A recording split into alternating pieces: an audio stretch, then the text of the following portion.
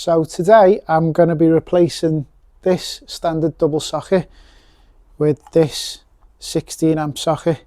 The reason being is this is my garage workshop. It's a semi-professional workshop. I'm upgrading my machines to more industrial machines. So I'm going from domestic to industrial. So there's a bit of a crossover. But because I work in here by myself and I'm only ever going to be using one machine at a time, so a machine and the extractor possibly, then it should be fine. I should have plenty of power out here to run these 16 amp machines. Now the actual wiring of the 16 amp socket is really easy. It's exactly the same wiring as your standard domestic double socket or even single sockets. It's exactly the same wiring. So I'm sure if you can wire one of these, you can wire one of these. So because you're watching this video, I'm assuming you've got a bit of knowledge about electrics and you know the safe isolation procedure. So I've already done that. I'm not going to run through it again. If you want to see that, I'll leave a link to a video in the description which shows you all about it, and it's changing the front of one of these sockets. That'll give you the safe isolation procedure, but I'm just going to crack on and install this.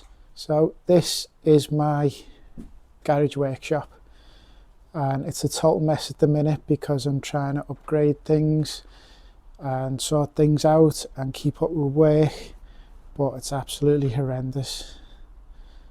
I think this is the worst it's ever been. But anyway, because I'm trying to upgrade it and sort everything out, I'm upgrading the machines. So the spindle molder here, that needs a 16 amp supply. The table saw there, that needs a 16 amp supply. So I've put one there which does them too, which is fine.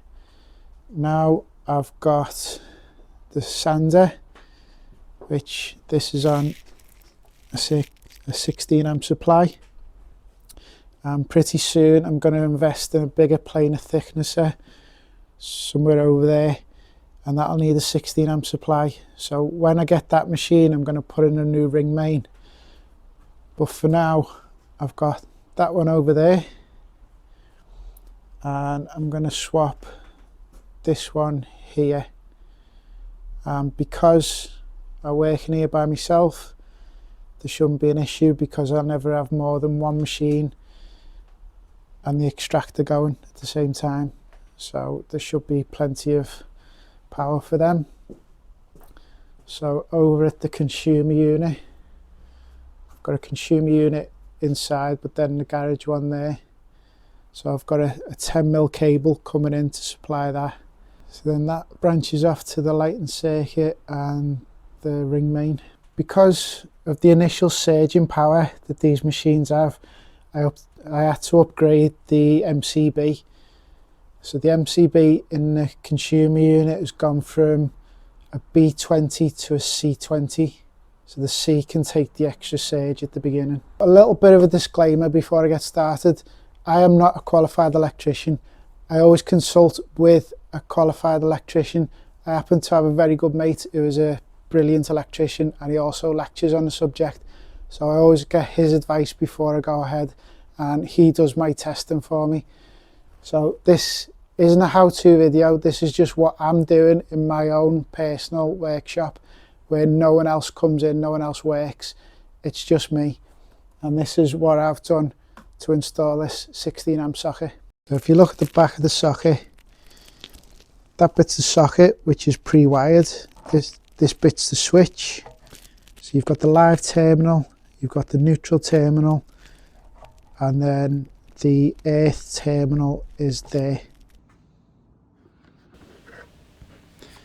And as you can see in this double socket, the wiring's even easier. It's just a connecting block.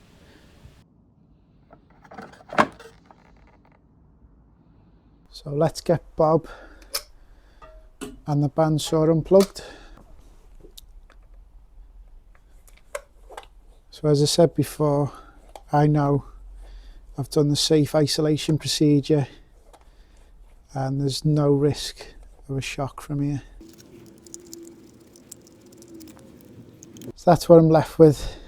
There was actually a spare off there from the other socket. I don't know whether I'm going to put that back on or not yet, so I'll leave that for now. So when I get rid of that, I'll be left with 2 blues, 2 browns, 2 greens, neutral, live, earth. So that's all there is. 6 wires in 3 holes.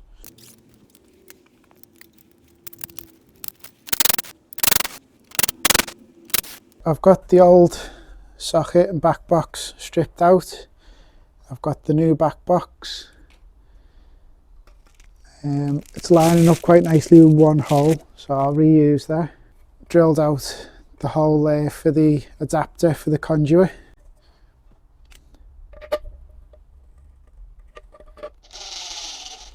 Put that in temporarily.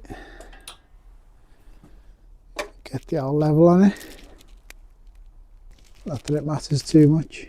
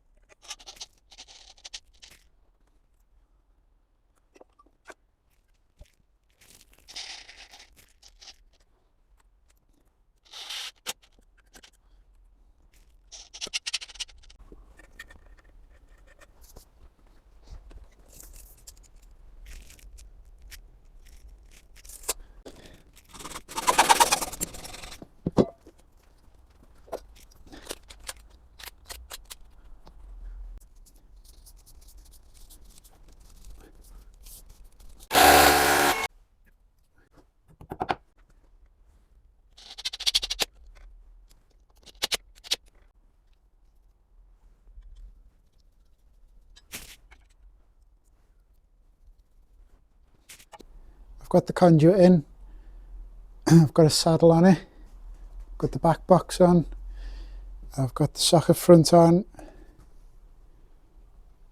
got all the wires in.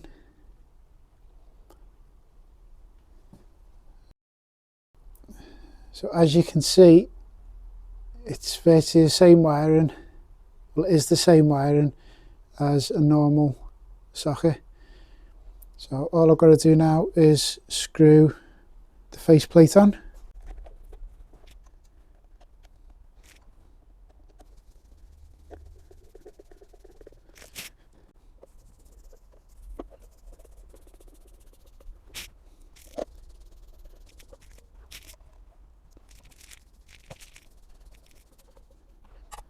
So these are good sockets, these. It won't turn on unless there's a plug in, and that cover locks down into place. I've just written them on for clarity.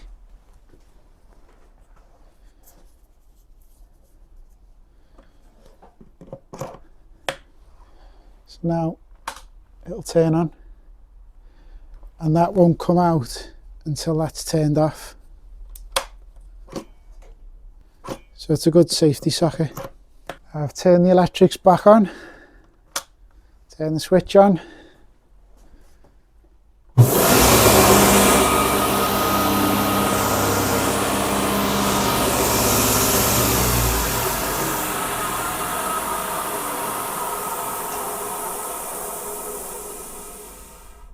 So that's how easy it is to install a 16 amp socket.